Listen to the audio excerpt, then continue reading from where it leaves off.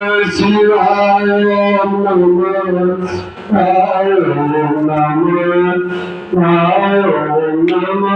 शिवाय शिवाय नमः शिवाय ओम नमः शिवाय शिवाय ओम नमः शिवाय ओम नमः शिवाय ओम नमः शिवाय ओम नमः शिवाय।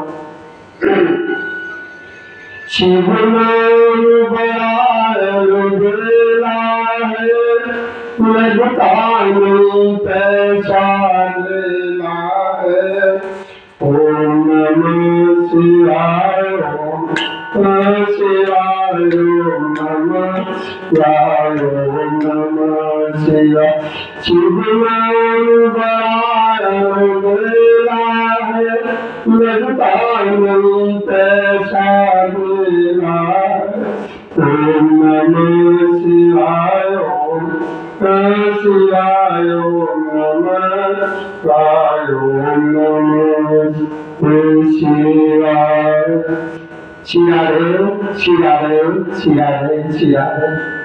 तो यह चलिए प्रभु श्री राम जी की कथा को श्रवण करते हैं और सभी लोग अपना अपना स्थान करो हमारी तरफ से और हमारे शिव नाम आश्रम के स्वीकार करता है और सभी संबंधित लोगों की तरफ से हमारे प्रभु श्री राम जी की कथा को सुनताओं यानी भक्तों को आज की राम राम स्वीकार हो। जय श्री कृष्ण श्री कृष्ण गोविंद हरि हे नाथ नारायण वासुदेव। चलिए यह कथा श्रवण करने से पहले जो एक हमारे पास में जो प्रश्न आया है उस प्रश्न में यह पूछा गया है कि स्त्री का गोत्र कौन सा है। क्या पूछा है? स्त्री यानी बहन बेटी का गोत्र क्या है और ये तलाक जो है ये क्या है? कहते हैं तलाक तलाक तलाक। तलाक मतलब त्याग देना। ये कहते हैं त्याग का मतलब, तलाक का मतलब जो है त्याग देना। तो देखिए भैया ये तलाक वाला शब्द जो है ना हमारे सनातन धर्म में कहीं पर भी नहीं आता। तलाक वाला शब्द यानी त्यागने वाला ये कौन हमारे सनातन धर्म में कहीं पर भी नहीं आया। देखो जिसके साथ हमारा पाणिक ग्रहण हुआ, चाहे लड़का चाहे लड़की दोनों का पाणिक ग्रहण हुआ, तो न तो उस पुरुष को उस बेटी को त्यागना चाहिए, ना उस बेटी को उस पुरुष को त्यागना चाहिए। कि सनातन धर्म में कहीं पर भी ये नहीं लिखा है कि तलाक होना या नहीं होना। कहीं पर भी नहीं लिखा। तलाक शब्द का आया नहीं, त्यागना कहीं लिखा ही नहीं है। जो त्यागने का कार्य जो करता है वो राधे राधे राधे राधे बेटा राधे राधे राधे राधे राधे राधे राधे राधे। 15 दिन के लिए हमारे शास्त्रों में तो ये भी लिखा है कि जिस भाई ने जिस पुरुष ने अपनी पत्नी को अगर 15 दिन के लिए अगर त्याग दिया है तो अधर्म तो मार्ग पकड़ लेता और किसी के छूने लायक नहीं रहता, अधर्मी हो जाता है। और त्यागने में बहुत बड़ा पाप हो, पाप का भागी बन जाता है। अगर 1 साल तक त्याग दिया, 1 साल तक, तो वो कभी भी धर्म नहीं अपना सकता, मतलब भ्रष्ट हो गया, पापी हो गया। तो भैया हमारे सनातन धर्म जो है कहीं पर भी त्यागने का वो नहीं लिखा है। ये कथा बहुत लंबी है लेकिन अभी समय नहीं है। हम आपको ये पूरी कहानी सुनाएंगे। जिसने जिसने त्यागा उनके लिए हमारे ऋषि और मुनियों ने क्या लिखा, ये कथा लंबी हो जाती है सुनाएंगे। और रह गई गोत्र की बात, तो स्त्री का कोई गोत्र नहीं होता। गोत्र सिर्फ पुरुषों का होता है, स्त्री का कोई भी गोत्र नहीं है। देखिए, बेटी ने जन्म लिया, पिता के घर जन्म लिया, तो उसका गोत्र कोई दूसरा। और जहां कहीं पर वो बेटी ब्याही गई तो वहां का गोत्र दूसरा है, वहां का गोत्र दूसरा है। तो भैया देखिए, स्त्री का कभी भी कोई गोत्र नहीं होता है। ये बहन बेटियों से पूछना भी गलत है। जैसे ये कार्यक्रम चलता है तो गुरुदेव जी महाराज भैया जय श्री राधे, तो गुरुदेव महाराज जी कहते हैं सभी लोगों से, आप लोग अपना अपना गोत्र ध्यान करिए, अपने गुरु का ध्यान करिए। तो देखिए, स्त्री का भैया कोई भी गोत्र नहीं है। और उस समय गुरुदेव का कहना भी गलत हो जाता है। स्त्री का कोई गोत्र है ही नहीं, कहीं पर लिखा ही नहीं कि बेटी ने आज जन्म लिया तो किसी दूसरे गोत्र में लिया है, और अगर जहां उसकी शादी हुई तो वो दूसरा गोत्र हो गया। और किसी कारण कोई बीच में कोई गलत कदम उठ गया, गलत उसमें पहले ऐसा कोई हुआ उसको वो दूसरा वाला त्यागना पड़ा, तीसरी जगह गई तो वो तीसरा गोत्र हो गया। तो इसीलिए हमारी बहनों और बेटियों का कोई गोत्र नहीं होता है। उनका गोत्र सिर्फ नारी ही जाती है। वो सब गोत्र है, वो सिर्फ नारी ही नारी है, उसका कोई गोत्र नहीं है। गोत्र सिर्फ पुरुषों का। तो भैया ये ध्यान में रखकर, कोई गोत्र नहीं होता है स्त्री का, क्योंकि पिता का गोत्र कोई और है और जहां उसका विवाह पानी ग्रहण हुआ उनका गोत्र तो कोई और है। इसलिए जो है लड़की का कोई गोत्र नहीं, और स्त्री जो है कभी भी त्यागने की योग नहीं, त्यागी नहीं आती। जिस तरीके से देखिए, ये कहा गया है कि विप्र चाहे कैसा भी हो, विप्र यानी ब्राह्मण है, विप्र चाहे कैसा भी हो फिर वो पूजनीय होता है, ऐसा कहते हैं ना। और लिखा भी है ये हमारे रामचरितमानस पुराण में भी लिखा हुआ है कि विप्र चाहे जैसा हो तो फिर भी वो पूजनीय होता है। इसीलिए भैया हमारी जो पत्नी है यानी स्त्री है, कभी वो त्यागने के योग्य नहीं होती, चाहे वो कैसी भी हो, चाहे वो रास्ते से कितनी भी भ्रष्ट हो, फिर भी वो त्यागने के योग्य नहीं है। त्यागना उसे नहीं चाहिए। हर तरीके से, हर एक तरीके से उसकी हमें रक्षा करनी हो, जैसे भी हो इसकी रक्षा करनी है। एक कथा बहुत अच्छी कथा आती है कि देखिए, एक पंडित जी महाराज थे, ब्राह्मण जो थे, तो उनकी पत्नी कहीं खो गई। पत्नी को कोई उनकी कुछ चुरा ले गया। ये तो राजा के दरबार में पहुंचे और उन्होंने राजा से ये कहा जाकर के राजन कि प्रजा का दुख निवारण करने वाला राजा होता है। और देखिए, राजा जो है ना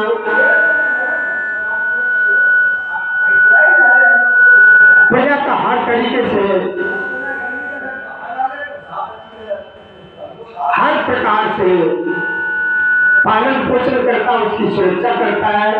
राजा का दायित्व होता है अपनी प्रजा को संभालने का, और प्रजा का भी होता है हर तरीके से अपने राजा के लिए ही कुछ न कुछ कर्म अच्छा करना चाहिए। तो देखिए प्रजा का छठा भाग यानी धर्म का, जो प्रजा जो है ना, जो भी पुण्य करती है या धर्म करती है प्रजा, तो उसका छठा भाग राजा के उसमें खाते में चला जाता है। छठा भाग राजा के उसमें खाते में जाता है। और इसी तरीके से जो राजा करता है वो प्रजा के खाते में छठा भाग चला जाता है। तो एक दूसरे के दोनों के लिए फर्ज बनता है, राजा प्रजा की देखभाल करे और प्रजा राजा की हर तरीके से करे, ये होता है। तो उस ब्राह्मण देव की जो फरियाद थी, वो फरियाद अपनी उसने राजा से कही। तो राजा ने उस ब्राह्मण से पूछा कि कहो भाई तुम्हारा क्या है, तुमने कैसे यहाँ पर आने की कोशिश की, मतलब कैसे आए हो, क्या कष्ट है। तो उस ब्राह्मण ने कहा कि देखो हे राजन, मेरा प्रश्न बहुत जटिल है और तुम्हारे अलावा कोई उसको हल भी नहीं कर सकता। तो राजा ने कहा बताओ भाई हम तुम्हारी क्या सेवा कर सकते हैं, बताओ हम तुम्हारी सेवा करेंगे। तो उस ब्राह्मण ने कहा कि देखो राजन, हमारी पत्नी थी, हमारी पत्नी को कोई चुरा ले गया। राजा ने बड़े ध्यान से सुना। तो ब्राह्मण देव ने कहा कि देखो राजन, मेरी पत्नी को कोई चुरा ले गया है और हमें जो है उसके बगैर अच्छा नहीं लगता है,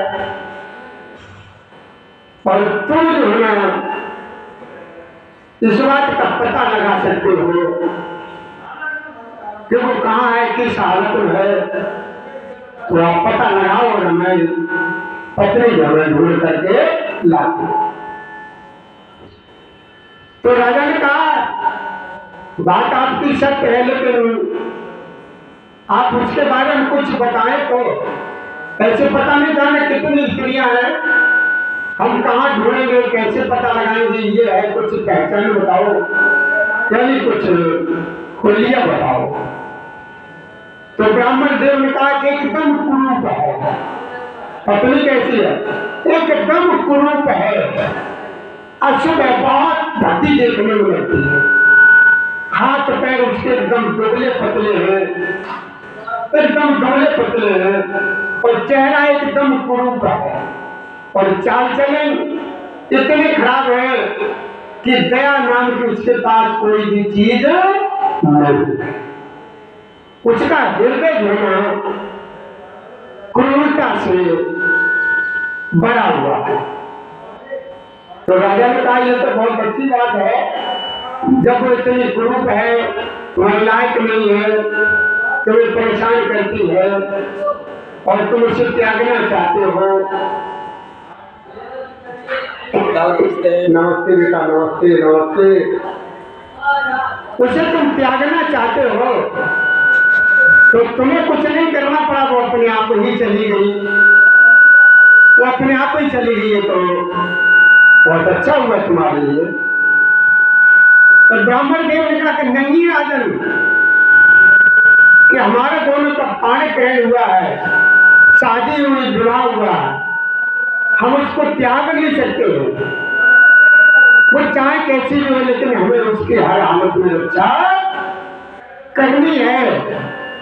तो हे राजन, जैसे कुछ भी हो, आप हमारी उस पत्नी का पता लगाएं और हमें जो पत्नी हमारी हमें मिलना मिलना। राजा ढूंढने के लिए निकले। राजा जब ढूंढने के लिए निकले तो चलते चलते आश्रम में पहुंचे ऋषि के यहाँ। तो राजा है। और राजा जब वहां उस ऋषि के यहाँ पहुंचे तो भाई राजा का आदर और सत्कार करने का उनका बनता था कि राजा को बैठाने और राजा का आदर सत्कार करें, जो भी होता हो वो करे। तो धीरे से उस ऋषि का जो शिष्य था उसने ये बता दिया कि गुरुदेव ये राजा अच्छा नहीं है, राजा गलत है, इसने अपनी पत्नी को छोड़े हुए काफी समय व्यतीत किया, यानी 1 साल हो गई। ये जो हमें उसके साथ करना चाहिए, जो राजा के साथ कुछ करने के योग्य नहीं है। तो गुरु ने कहा बात तो सही है आप, चलो ठीक है। तो राजा को बिठाया गया, राजा से सारी बात पूछी। तो अंत में राजा ने ये कहा कि महाराज जी हमें आप ये बताने की कृपा करें, हम आपके सरकार से खुश हैं, सब कुछ है, लेकिन जो आपके शिष्य ने कान में कहा है वो कहा, हाँ वो बताइए वो क्या कहा। कुछ राजा कुछ शिष्य ने आपके कान में दिए से गुजर गुजर की है, वो बताएं वो क्या था। जब नहीं माना तो ऋषि महाराज ने बता दिया कि देखो तुम दूसरे की पत्नी को ढूंढने आए हो और उसी की पत्नी को खोए हुए 15 दिन, वो 1 महीना हो गया और तुम्हारी पत्नी और तुमने घर से ही निकाल दिया, 1 साल हो गई,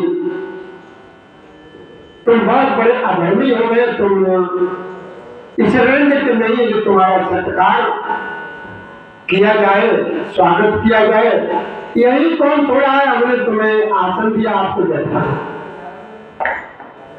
कि पत्नी को अगर कोई 15 दिन के लिए भी छोड़ देता है तो वो